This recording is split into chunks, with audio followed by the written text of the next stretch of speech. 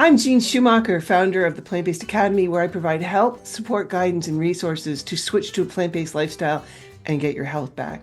Today, I have the privilege of connecting with Dr. Michael Klaper, a true plant-based legend. He's the author of Vegan Nutrition, Pure and Simple, and has produced numerous videos, webinars, dozens of articles for both scientific journals and popular press. Dr. Klaper is currently on a mission traveling to medical schools around the country to help awaken young health professionals to the key role of their patients' diet and to promote a plant-based nutrition as part of the medical school curriculum to keep moving medicine forward. Dr. Klaper, thank you so much for taking the time to be with us here tonight. Oh, it's an honor, and it's the work that I do. If we can just enlighten anybody and move them 1 inch further down their plant-based journey, yay, mission accomplished. So it's great to be with you and your guests. Yes, right? What inspired you to adopt a plant-based lifestyle, and how has that influenced your practice as a doctor? Oh my. Well, that would take up the rest of the hour. I grew up eating the standard American diet till in my mid-30s. I claim no special insight or knowledge to this. But when I was 34, I got two messages from the universe that said I should adopt a plant-based diet. One came from the operating room. I was a resident, a second-year resident in anesthesiology at Vancouver General Hospital, and I found myself on the cardiovascular anesthesia service.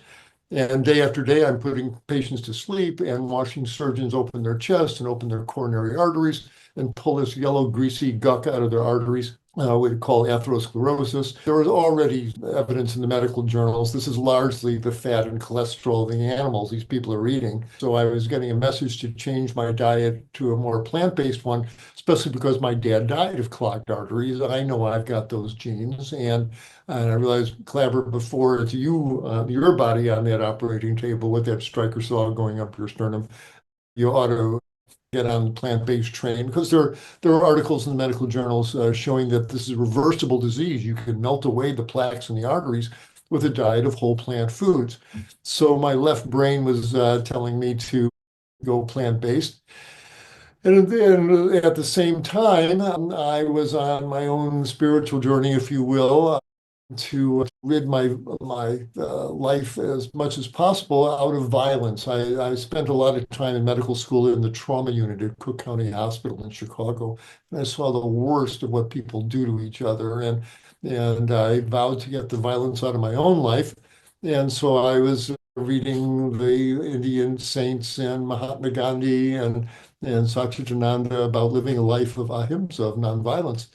And one night in Vancouver, I'm out with another anesthesia resident, and I was pontificating about living a life of nonviolence while polishing off a porterhouse steak at the local cake and cleaver.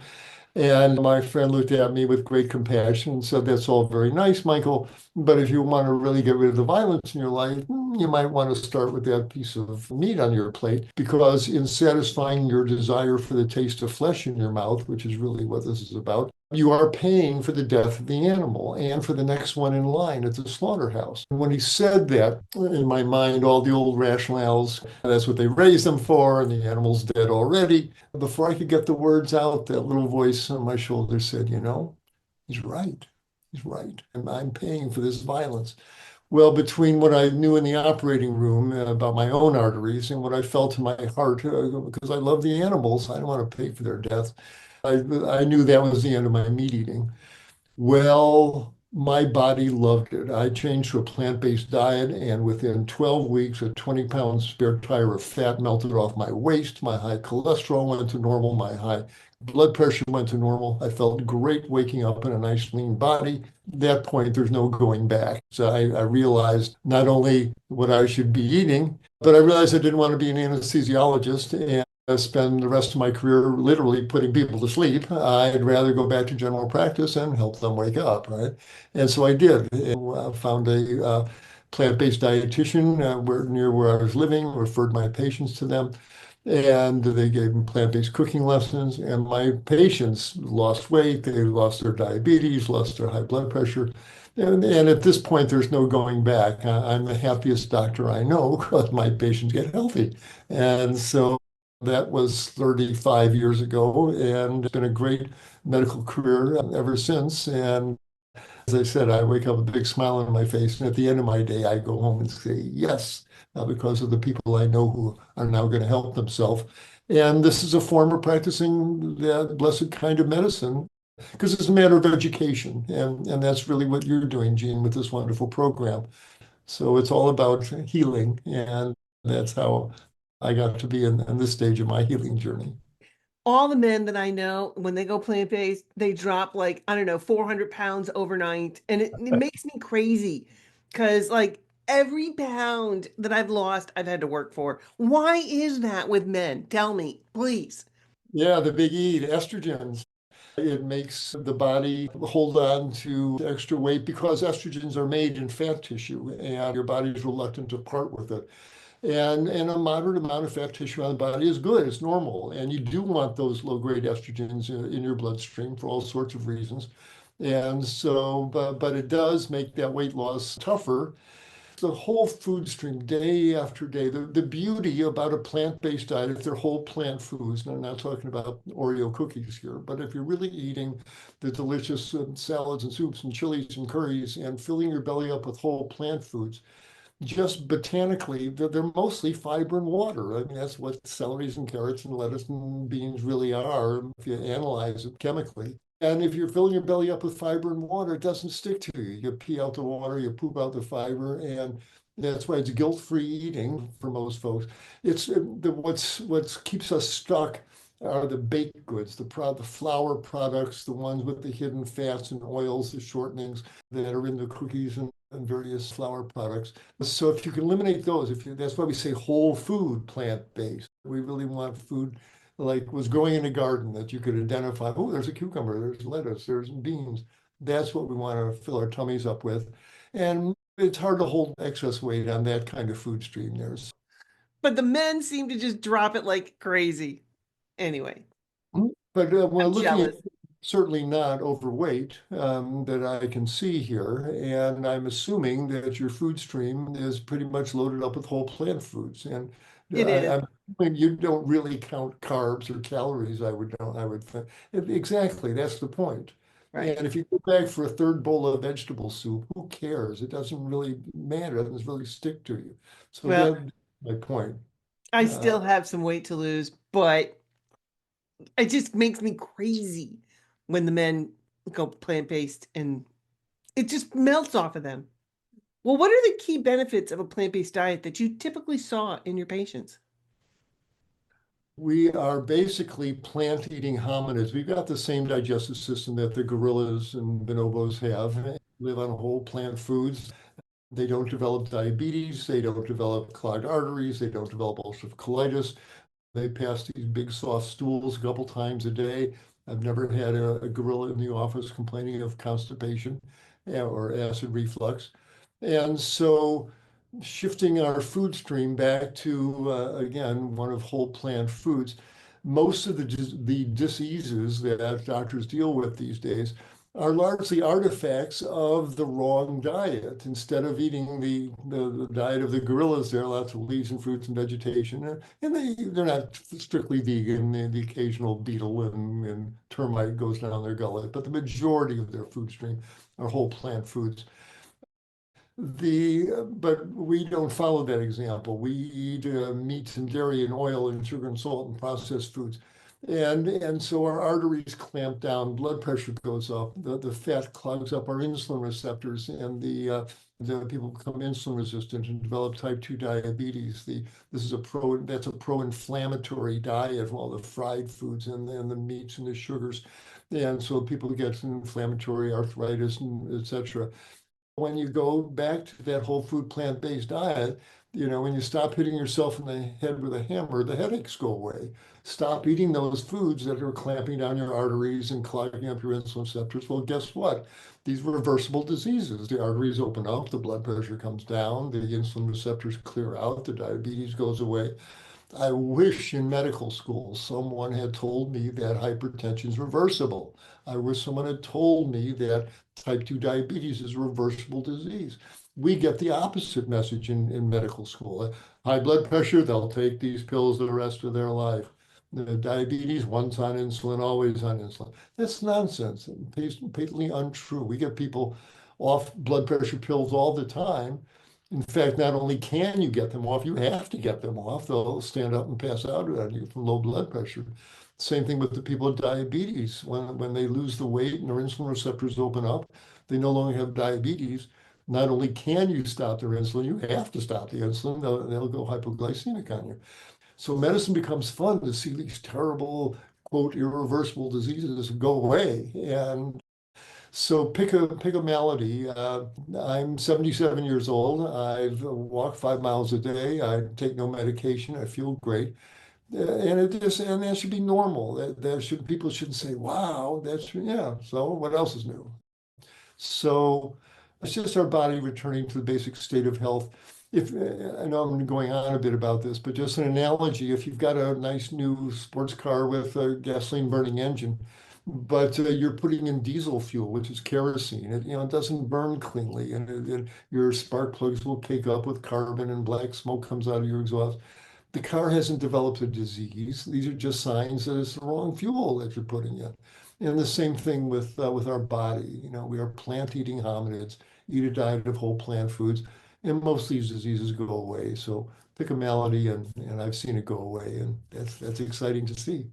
I love how you use that comparison of the fuel, because that's in my lectures that I do is I talk about how when I win lotto, my first purchase is going to be a 1969 metallic blue convertible Corvette.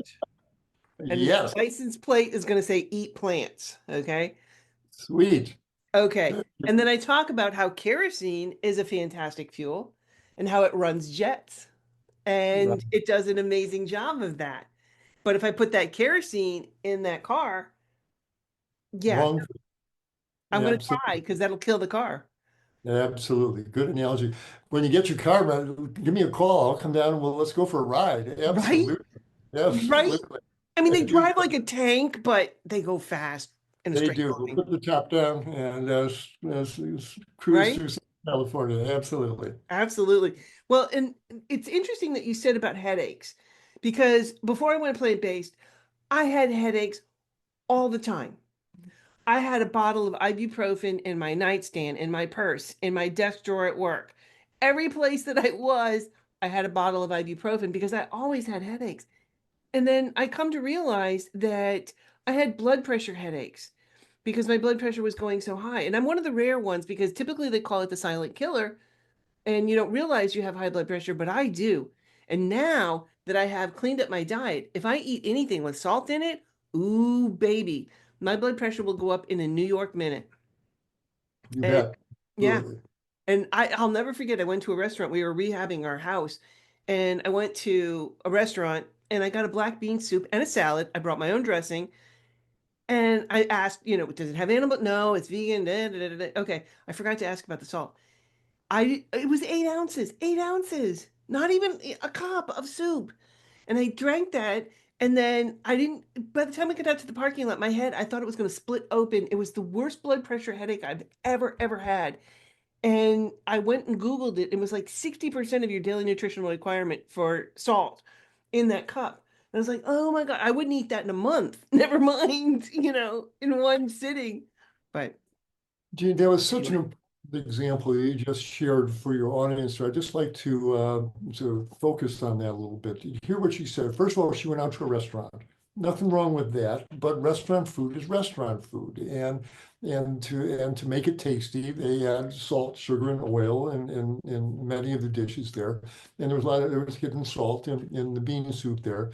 But at least she ordered the bean soup. At least she found she didn't play victim on the menu there. She didn't because her sister-in-law's in town. She didn't need to order the chicken cacciatore there. She stayed plant-based as best she could.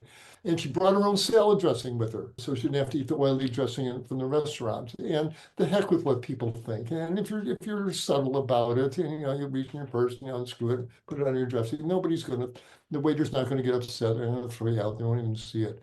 So feel free to take your own life in your own hands. and manage each scene to your best advantage, but not to be fooled by restaurant food. Less is more when it comes to eating out in restaurants in general. Oh, it's true. Because salt, first of all, it makes you want to eat more. Plus, it Yep, makes you thirsty. yep. And so you're going to drink more liquids. And all of that does not help. I mean, in order for you to taste salt, because it breaks apart into ions. I'm a former chemistry teacher. It's just one of those things. And it breaks apart into ions. And for you to actually taste the salt flavor, there has to be a lot in that dish. Eating out is not for your health. It's convenient, but it's not for your Yeah, health on any level. absolutely. You're there to be with your friends. You're not there to stuff yourself with unhealthy food. And so do the best you can and then get out of there before the dessert tray comes around. Right? Right. Well, what common misconceptions do people have about plant-based diets? Oh, well, the common misconceptions, they're boring. You're just going to be eating lettuce and raisins all day. There's no variety as far as flavors go. You're going to be the outlier as you're going to be socially ostracized, and you're not going to get enough protein. And so it's a deficient diet that's bland and boring and restrictive. And those are common ideas to keep people from opening to this wonderful, wonderful way of eating. And each one of them is simply not true. There's a world of ethnic cuisine, Italian, Chinese, the East Indian, Asian noodles dishes. There's no end of wonderful cuisines that you can do plant-based. Most ethnic cuisines have a long history of plant-based dishes, Italian pastas and the Asian noodle dishes and the Indian curries, and they're all vegetable heavy. The Mexican tortillas and burritos that you can make without the cheese. So, and there's plenty of protein around. All the beans and peas and chickpeas and lentils and nuts and seeds and whole grains are full of protein. You eat 2,000 calories of whole plant food, you are guaranteed of getting 60, 70, 80 grams of high grade protein. In 50 years of medical practice, I have never once written the diagnosis of protein deficiency on a chart there. It really doesn't happen. If you're eating whole plant foods, if you're living on Oreos and orange juice, you'll wind up protein deficient from that. But again, whole food is the watchword there. So invite people to push past the static from the peanut gallery that people just don't understand. Go out to a good plant-based restaurant, order the least salty, oily foods that you can. You'll find it's a delicious way to eat. I know people, are like, so my God, what do you eat? And I'm like, grass clippings, tree bark. I get that all the time.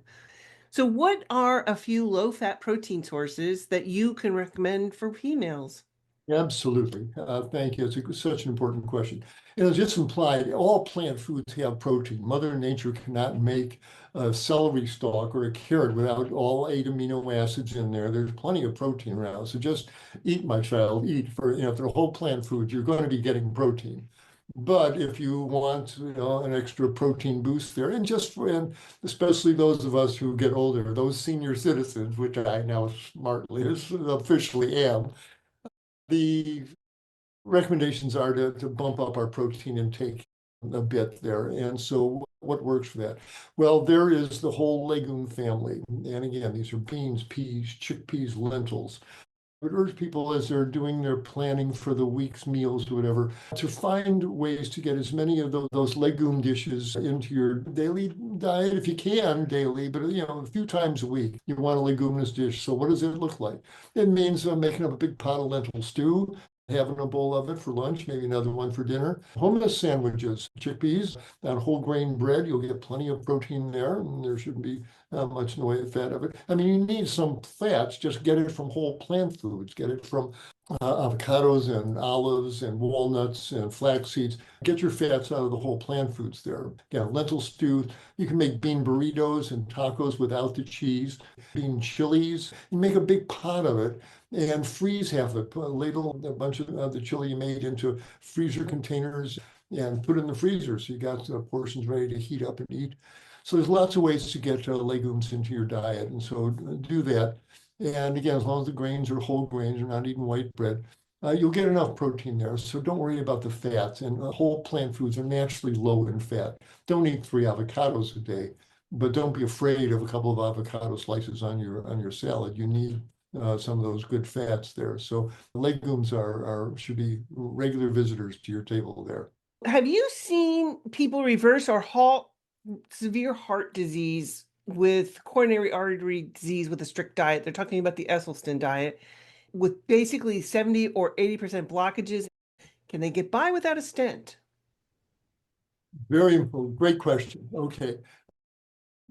First part of it, have I seen people with severe clogging of the arteries reverse that? Absolutely. I've had some really stellar patients who, one man who was at True North, he was head of physiotherapy up in the Rockies.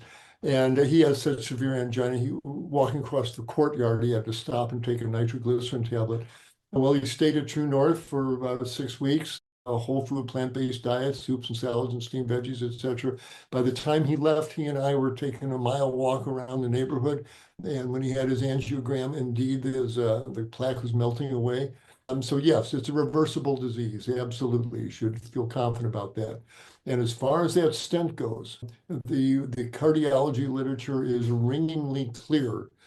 If unless you are having life-threatening symptoms, you're in the middle of a heart attack, or you got angina so bad again you can't walk across the courtyard, that's the only use for a stent. But it's been well shown that stenting asymptomatic patients does not add anything to their life expectancy, and it opens them up for complications. Those stents can cause problems there. So if you're not having symptoms, you stay as far away from a cardiologist with a stent in his hand as you possibly can. So yes, it's reversible, and stents are not needed unless it's a life-threatening situation that you have to open up that artery. So absolutely, food is powerful medicine. Well, following up on that, with severe heart disease, is it best to get your LDL as low as possible? What do you recommend? I think the European guideline is under 50. Is there a certain number that your arteries can begin reversing or halting the disease? Complex question for this reason. We've become, I call it the tyranny of the numbers. We become so frightened by these numbers here. And if your LDL is more than 50 or whatever, then you're at higher risk of heart attacks. Yes, that might be a true statement, but all those statistics are derived, and the risk ratios are derived from standard meat eating American guys who are eating cheeseburgers and buffalo wings. And if they keep their LDL goes up on these folks, they certainly are at higher risk for heart attack. But if you're eating a lean, clean, plant-based diet, and the only thing going through your arteries are rice and beans and fruits and vegetables and all the other good things in a plant-based diet, you're not damaging your arteries like Joe Burger Eater is. And so right away, lower your adrenal gland function there. You don't have to panic over these numbers. Now, but I've got a number of vegans who are walking around with moderately elevated cholesterol, but cholesterol is not an evil molecule. Your body's using it to make steroid hormones in cell membranes. That's why your liver makes it. But if your cholesterol is 60 or 70 or LDL, I don't get too exercised over that as long as your inflammatory markers are low, and those, because the deposition of plaque in the artery walls is an inflammatory process. And as the plaque builds up, signs of inflammation show up in the bloodstream, high sensitivity CRP, myeloperoxidase, phospholipase. So if I've got a vegan with a moderately elevated LDL, I'll do two things. I'll get these inflammatory markers, and let me just put them in here for people. It's HSCRP. This is a high sensitivity CRP. This is a marker of artery inflammation, as well as MPO, myeloperoxidase, and I won't go into the science behind it, phospholipase. These are the three markers of inflammation that I get on all my, if I have vegan patients with elevated cholesterol. If these markers are negative, I'll tell them, stop worrying, you're not in danger of forming any plaque. And if there's any question, I'll send them over to the ultrasound department and get an ultrasound scan of their carotid arteries in their neck, their abdominal aorta. And if the scan is clear and their inflammatory markers are low, they don't have the disease of atherosclerosis. Their liver is, you gotta trust your liver. It knows what it's doing. as far as cholesterol level. That said, the one thing that can raise LDL levels in vegans, et cetera, is if they're eating sugary junk foods, if they're eating vegan donuts and flour products, the body that may force the liver to churn out more of this LDL stuff. So have a look at your diet. Again, we're back to the old fundamental whole food plant-based. If these are whole plant foods and you're not eating the baked goods, that LDL will find its own level and your arteries will stay healthy there. I just have to share a story with you about my C-reactive protein. Because when I first started this, my C-reactive protein was pretty high. Duh. And so I said to my doctor, because I was starting plant-based, and I said, I want to retest my C-reactive protein in 6 months. And she's like, why? And I said, because I want to see if it goes down. Oh, no, no, no, no, no. It won't go down. It'll only go up if anything else. And I'm like, just humor me. She's like, well, I don't know if the insurance is going to cover this and da da da da da. And I said, listen to me. I want to do this again. And so I did. And sure enough, hey, guess what? My C-reactive protein went way down. And her comment, oh, this just frosts me.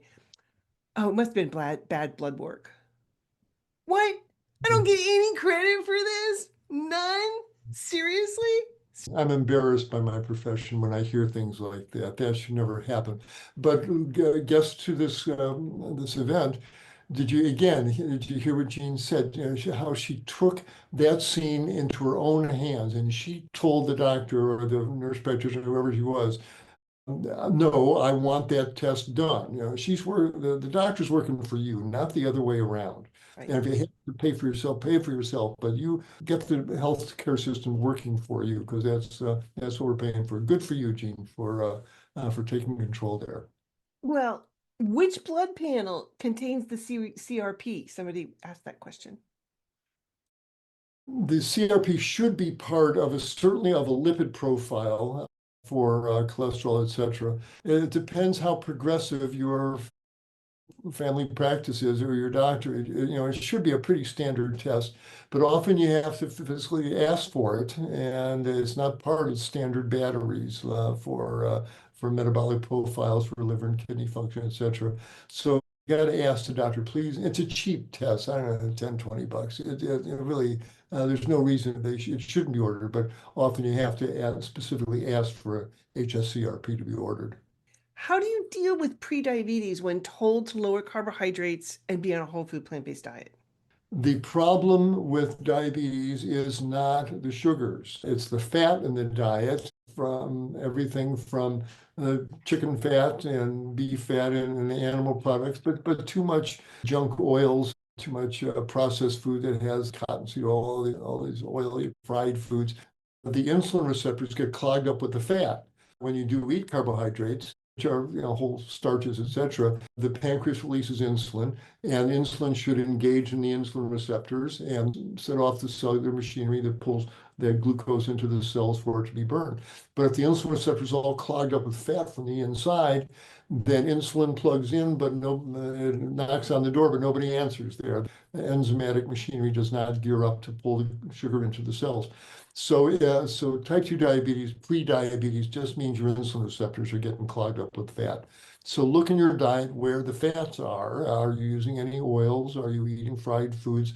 You're having 3 avocados a day. It's seldom the plant foods, if the plant fats.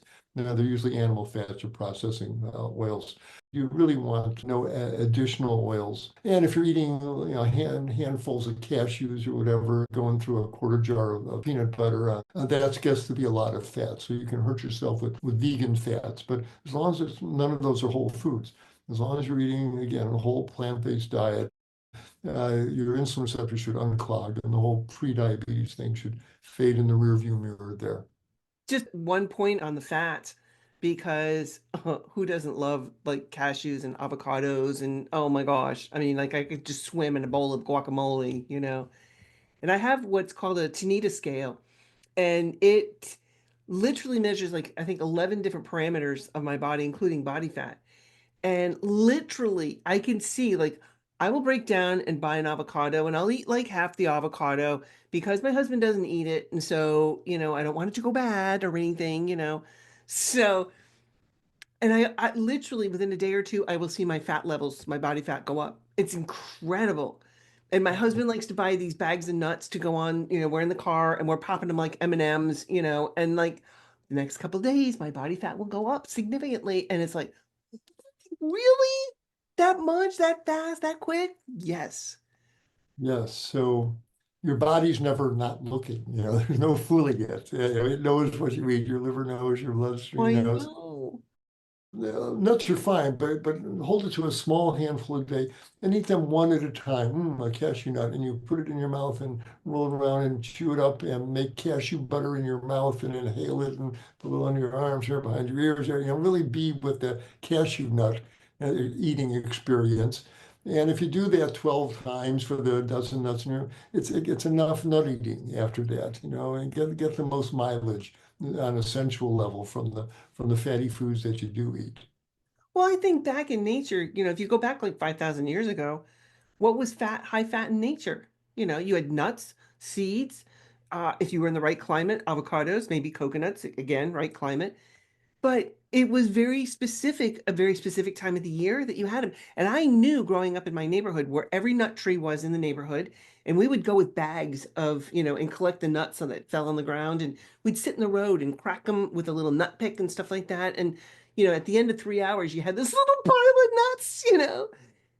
And then you were done. Or my mother would buy that 5 pound bag of nuts at Christmas, and it would sit there on the coffee table for 3 months, and at the end it was just Brazil nuts because you need a chainsaw to get into those. What are your thoughts on stevia? This is a plant that grows, has a molecule in its leaves, stevia that gives a sweet sensation on your tongue. I never cared for it. It's got a strange aftertaste, at least for me. I don't particularly enjoy it. A little flash from Michael Greger's website went by that they found some stevia, I don't know, it has some adverse effect. It either irritates your liver or raises your LDL, it does something that's not good. And there's really no real need for it. If I'd rather put a half a teaspoon of maple syrup in my tea. There's nothing wrong with using sweets as a flavoring if you use it as a flavoring. You just don't want to eat sugar as a food. When you eat a vegan donut, that's a chunk of sugar in your hand that's going to saturate your proteins with sugars and stiffen them and oxidize them. It's eating sugar in large amounts is the problem. Vegan coffee cakes and donuts and muffins, etc. You're eating sugar as a food, but as long as you're using it as a flavoring, that's acceptable. But better yet is use whole fruits. We always have a bowl of cut up mango chunks in the fridge and some grapes. And if I want something sweet, I'll pop in a couple of mango chunks. And when we're making oatmeal in the morning, I'll cut up a date or I take a handful of raisins, throw it in there, and use the natural sugar for the sweetener. So don't be eating sugars with food and use the natural sugars for sweetening. And you can usually get away with satisfying your sweet tooth without hurting yourself. I have to agree. I personally myself tried it. I don't know, this was like 10, 15 years ago, and I had an allergic reaction to it. And I know several other people who've had reactions to it. So, Yeah. anything that's processed like that, I'm like, yeah, no, Yeah, I mean, what are you really saving by using the stevia in your tea there? 4 calories or something. It's not really worth it. Yeah, I'd rather, again, put it on your cereal. I'd rather, put the dates in the cereal instead. right? For Yeah. sure. Cheese. Ooh, how do you get over the craving for cheese?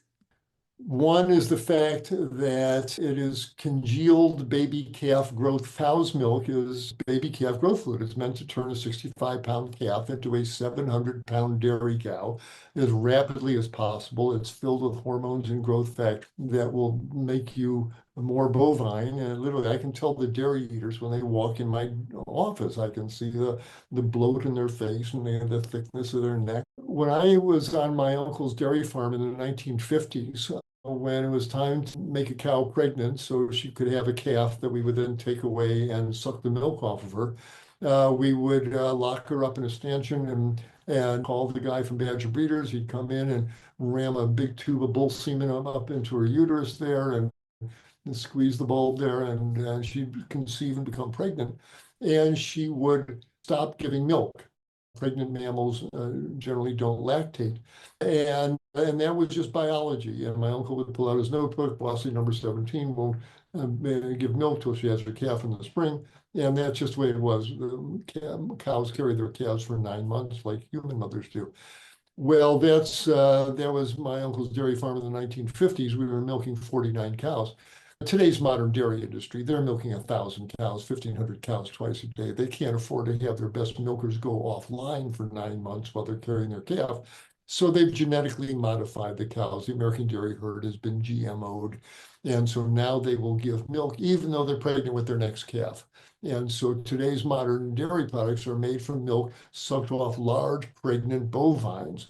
Well, any woman who's been pregnant knows her whole body is full of estrogens, including the breast tissue, and the estrogens get into the milk. And so today's dairy products are made with milk from pregnant cows, and it has a significant amount of female hormones. And these are not the puny little phytoestrogens in soy. These are official mammalian estrogens. This is estrone, estradiol, estriol, pregnadiol, progesterone. And people are reading this stuff, and it gives women breast lumps. Makes their uterus get big with fibroid tumors that bleed and give them anemia.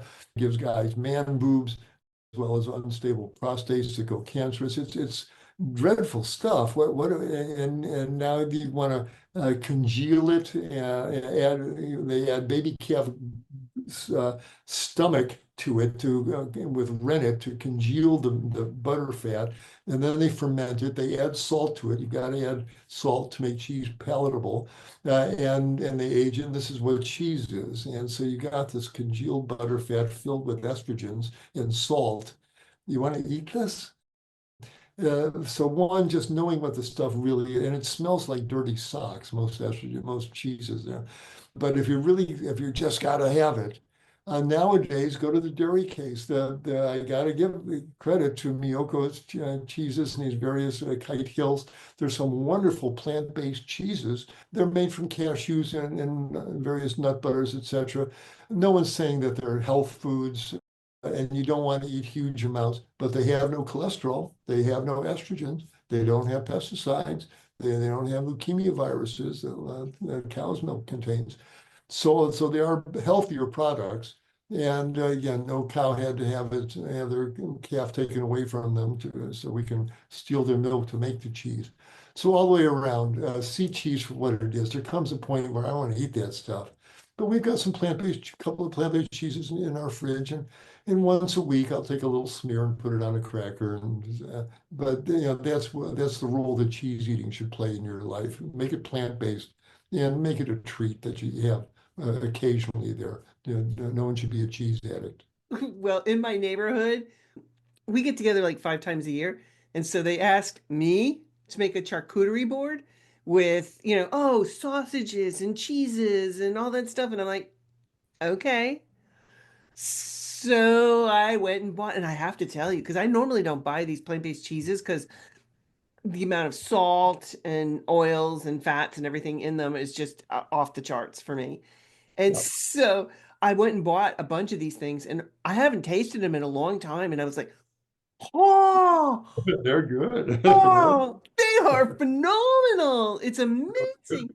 And I brought and I even found some plant-based sausages, which I cooked up and then I stuck little things and they were gone. I mean, like people ate them like, I tasted one and went, yeah, no, no. Mm. But the cheeses, whoa, whoa, They're pretty unbelievable. I even good. had two people come up and ask me, like, what is this cheese? Oh my God, this is amazing. And where did you get it? And I'm like, I don't know. I got it at Whole Foods. It's plant-based. What? And I'm like, yeah, no, it's true. They really have gone, Yeah. Well, they've got it down. Yeah, they they do. do. They You got really that do. one. Yeah, give them kudos for that. Yeah. Yeah. But you're right. It's not healthy on No, any level, treat. Yeah, you have a know. little bit once or every couple of weeks. Have a little bit. Once a Yeah. year if I make the charcuterie boards. Okay, fair enough. We'll get in trouble with that. Other than flax seeds, chia, hemp seeds, walnuts, what are some other good plant-based omega-3 sources? Okay, omega-3 fats are important. Your brain is wrapped with fats that are these long-chain omega-3 fats. Your skin oils are made of fat hormones, so they're important to have. Your body can make what it needs if you give it the baseline fats. And Jean just mentioned where they're really found. First of all green vegetables have a tiny little bit, but that's another reason to be having eaten greens most every day, broccoli and kale and chard, etc. You get a little bit there. But the seeds that she mentioned, flax seeds, chia seeds, hemp seeds, we have in our fridge, we got a glass container of grind, and we grind up the flax seeds and put in the hemp seeds and the chia seeds. Every time I make oatmeal, I take out a big couple of tablespoons and throw it in the oatmeal. It goes great on salads as well. And so find a way to get those seeds into your diet on a pretty regular basis. Walnuts, if you are going to have a handful of nuts, walnuts are by far the best for their omega-3 content as well. Some folks benefit by taking some supplemental DHA and EPA. It's controversial. I'm still not sure if it's a good idea or not. Some people say we need it. There's been studies showing that low DHA levels, which is one of these omega-3 fats, are associated with decreased mental function as we age. Other folks say no, taking those preformed DHA keeps your own body from making its own. And so I'm reading the literature here, trying to decide if I want to take the stuff or not. We've got a bottle in the fridge here. It's lasted probably longer than it should have. I take it occasionally, but I'm still looking at the literature to see if I think it's something everybody should be taking. Dr. Furman absolutely thinks everybody should be taking it. Dr. Sabatino thinks nobody should be taking it. So pick your specialist, pick your plant-based authority and follow their advice. But walnuts and the seeds we mentioned are the best sources. You are right. And I love that. And in the Plant-Based Academy, one of the things I talk about is making my omega-3, omega-6 nut bowls. And so because I am a food addict, I'll be the first to go, hi, I'm Jean Schumacher, I'm a food addict, and I can't have an open bag of nuts. I can't. Because if I do, I'm popping them, like till they're gone. What I do is I line up on my countertop. I literally have like 100 of these little tiny containers. They're like hold like an ounce. And I literally go through and put one cashew, one walnut, one, pecan, and all the nuts. And then, all those chia seeds, hemp seeds, sesame seeds, I put them all in there. And then I sprinkle it on my salad. That's my salad condiment. So Beautiful. That's that's the great. only way I get my to get to eat nuts, unless it's in like like I'm making a salad dressing or something like that where I'm putting some nuts in it. Right. Apart from that, that's my nut bowl. The questioners has, and dairy is very tough since it's in so many foods. Yes, that's why you've got to be a label reader. But it's by definition a processed food. If you're reading a label, by definition, it's not a whole food plant-based item there. It's a processed food. But as far as the pure dairy itself, again, the food industry's really come to our rescue in that way.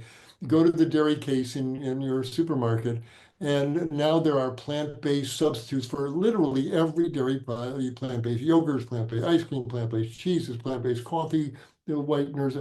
And again, no one's saying they're the epitome of healthy foods, but there's now a non-dairy alternative to every type of dairy food you're eating there. So let's start experimenting, see which ones you like, see which ones you don't like, and learn from them. Hold them to their condiments, their treats. They will help you wean off the dairy, and I urge that you do. What about using chia or flax oil? I like flax oil. I do put that on my salads and on my greens, a little bit of tamari and some nutritional yeast. Those three combos, flax oil, tamari sauce, and nutritional yeast. Again, a tablespoon, not a whole lot of this stuff. Flax oil is full of alpha-linolenic acid, which is the root stock for the DHA and EPA and these other fats that we need. A tablespoon at the most, a couple of teaspoons. Don't be pouring it on your salad. Too much oil of any kind is not good for you. As long as you hold it in a teaspoon to tablespoon to 1 tablespoon amount, I think that's an excellent source of omega-3s. Yeah, I don't have a problem with it in these small amounts. Someone mentioned that they heard on the news that the obesity epidemic is going down, and they say it's because of Ozempic, but I'd like to believe it's because more people are aware of a plant-based diet. What are your thoughts? Oh my. So we're living in the age of Ozempic, and I've been a doctor for 50 years, literally. And in the time of my medical practice, the last 50 years, I have seen this tsunami of obesity sweep through the population, and it's stunning, and it's filled with all sorts of medical problems that people who are obese. Obesity is a state of inflammation. The abdominal fat pumps out inflammatory cytokines. The obese body is generally an inflamed body, but their insulin receptors are clogged up. They're at high risk for everything from cancer to diabetes to heart attacks, etc. And instead of sounding the alarm, we just laid back and accepted, well, we're fat now. And you see the people, the models on TV, they're obese. The nurses in the hospital are obese. The stewardesses on the plane are obese. It's just stunning to me. But we want that quick fix. So along comes Ozempic. Oh boy. And Ozempic has its own, it's a deal with the devil. Yes, it kills your appetite enough that you eat less. And so weight goes down. That's true. But first of all, it costs $1,000 a month. And second, when you stop using it, the weight comes right back, so usually in excess if the insurance company decides they don't want to pay for it anymore. And there can be side effects that are really nasty. It slows down your stomach emptying. And some people, when they stop the Ozempic, their stomach doesn't start moving again. They wind up with a condition called gastroparesis, where food stays in their stomach and it doesn't empty. Not good things. All you really need to do is adopt a whole food plant-based diet. The calorie density is so low that the weight comes off. You lost 100 pounds, did you not, Gene? I mean, that's the truth of the diet. That's all they need to do is keep their belly full of chilies and lentil stews and no oil burritos and salads and soups and the weight will come off, and it doesn't cost anything. Order the bean chili instead of the beef chili. So it's a tragedy as far as this doctor can see, because it's unnecessary, it's expensive, it's harmful, and again, it's a deal with the devil. The weight comes right back. Now they're trying, oh, the obesity epidemic is going away. It's not going away. Americans are getting more obese there. This caused a little dent in the curve there, but let's not kid ourselves that Americans are eating healthier or that Ozempic is coming to our rescue. It's certainly not. One of my unfavorite drugs, to say the least. I just have to share, like, our local movie theater redid the insides and put in what I call Wally chairs. And these chairs, I mean, my husband and I could, like, not comfortably, but we could fit into one. And it goes out and zooms out, the feet go out, and it's got a tray on there, like for the 7-course meal you're going to have during a movie. Like, what? Really? You can't go 2 hours without eating? Like, seriously? And you see the stuff people walking in with, and I'm like, oh my God. It's just really, have we got to Wally chairs? So anyway. And because of social media, you and I are having this conversation, and there's going to be comments on Facebook. Dr. Klaper's fat shaming, and Gina, they're fat shaming, and their body. I'm just talking as a physician. Obesity, the folks who say you can be healthy at any weight. No, you can't. If you are weighing 300 pounds, you are not a healthy person, period. And I can give you plenty of scientific reasons for that. But we become so hypersensitive to this. But the truth is, no animal in nature is obese. Antelope and greyhounds, they're lean, moving creatures there. Obese animals don't survive very long in the wild or in civilization here. No, the only animals that are obese are the ones that live with humans. Exactly. Cats and dogs are the only animals that go obese because of what we feed them. Right. That's quite a statement. Circling back to flax oil, is flax oil or flax seed better for you? Oh, the flax seed by far is better. It's got lignans and fiber and vitamins in it. Oh, the whole food is always better. I mean, flax oil, it's a processed food, no question about it. So that should be used in very small amounts. But no, the whole food, including flax seeds, are better than anything derived from it, for sure. Okay. Well, what are your thoughts on metformin? Another unnecessary drug. It helps lower blood sugar, etc. It's classically used for type 2 diabetes. Now there's background saying yes, but it has other beneficial effects. It has anti-aging properties. It creates sirtuin production in the body. These are beneficial. But again, to me, a gimmicky tweak. The Dr. Colin Campbell wrote this wonderful book called Whole, Whole. And his point of the book was, we're so focused on the individual, how much vitamin B6 is found in that vegetable, how much B3 is found in meat or whatever. And he's saying, and how much sirtuin gets generated by raspberries, whatever. He's saying, stop already. We don't eat individual components, but we eat food, and it's the whole food stream moving through your body on a daily basis. It's the steady river of soups and salads and steamed veggies, and it's the plant-based food stream as a whole that interacts with each other and creates these wonderful effects. So again, whether metformin raises your sirtuin levels, that's not what's going to save you from dementia. That's not what's going to save you from a stroke. It's the whole food stream that you've been running through your arteries and your brain tissues day after day, month after month, year after year. That's where put your focus rather than these individual tweaks of your physiology from these drugs. What about amla powder? What are your thoughts on that? Interesting. This is Indian gooseberry, and it has some interesting medicinal properties. The old let food be your medicine. Well, it turns out that there's a couple of foods that really have medicinal properties, and amla does lower your LDL, has some anti-inflammatory effects, seems to be helpful. And the Indian cooks know how to get it into the curries and things. It makes it minimally revolting. I've never developed a taste for it.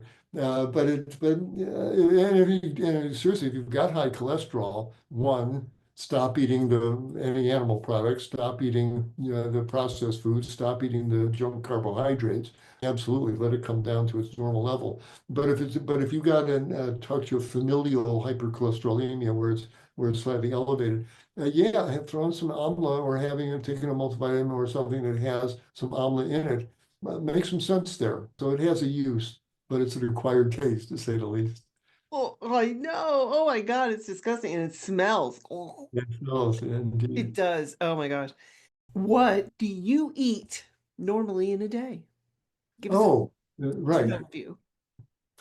If it depends when I get up if I'm hungry. If I'm not hungry, I don't eat. I drink water. I have a couple big glasses of water in the morning, or a glass of green tea, a cup of green tea, and I just get about my work. I do my yoga, my workout, start answering emails, etc., till I get growly and get hungry. It may not happen till 11 or noon. That's fine with me. I don't think that I got a breakfast most important meal of the day. Listen to your body. If I'm hungry, oh, absolutely. During the warm months, I have a cantaloupe to start with, but I'll have a substantial breakfast. I'll have steel cut oats. Oh, we've gotten into oat groats. If you haven't, oh, they're chewy and delicious. I really like oat groats. But while the oatmeal is cooking, we throw in the dates and the raisins, and I'll top it with the flax seeds, some plant milks, hemp milk. We like oat milk. We like and then a lot of cut up fruits on top, blueberries and cantaloupe, etc. And Sunday mornings, my wife makes scrambled tofu, and I look forward to that every week. And she makes a dynamite. It looks like scrambled eggs, but it's really tasty. So that's my breakfast. If I'm hungry, if I'm not hungry, I'll fast till I get hungry. If I am hungry, it'll be either oatmeal or scrambled tofu, or last night's vegetable soup. So you don't have to have a sweet, sugary breakfast. You can it's okay to have knock off last night's bean chili or whatever you feel like, assuming you're hungry, your body's up for it. I hear you because I have to say I start the morning, I start it with a smoothie, and usually I'm not eating my smoothie until 11, 12 o'clock. And it takes a while for me to drink that because it's very filling. And then as soon as I get up, I have what's called a mini hot logic. And this is my kind of technology. You plug it in, it's on. You unplug it, it's off. And so that's my kind of technology. And Mhm. I pre-cook and I batch cook, and this is one of the things I talk a lot about in the Plant-Based Yes. Academy. I batch cook, so I have things in glass jars that some are in the freezer and some are in the fridge. I'll pull it out. I'll ask my husband what he wants, and usually it's the Mexican lasagna because we're on week like 947. I'm like, I can make other things, and he's like, No, I like this. Next question. I'm like, okay. So I'll put some in for him, and then I'll put some things in for me. And then when I'm hungry, and I love that you said that, you listen to your body and eat when you are hungry. So when I'm hungry, then I can go downstairs and I've got a hot meal ready to roll, and it's perfect. So Excellent. yeah, and that's what's great about this. And then we usually have a salad for, a big, like plate size salad, layers with 15 things. And I usually put like kamut green for satiation and beans and all kinds of, I mean, like there's like layers of this salad. But such pearls you just dispensed there. Like Dr. Furman says, the salad is the main dish, and you can make a whole meal out of it. You make a big salad and open up a can of beans or chickpeas and throw it on there. And what you said is just brilliant. And you're to introduce the idea of batch cooking is so important because people say, I don't want to be in the kitchen all day chopping and cooking. You don't have to if you make up big batches and freeze half of it. You cook twice a week, and oh, it's just such great wisdom that you shared with your audience there. So worth the price of admission alone just for that.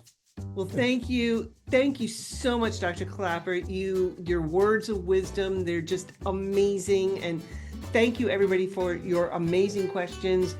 That they were incredible. So thank you so much for participating and joining us tonight. So from the bottom of my heart, Dr. Klaper, thank you.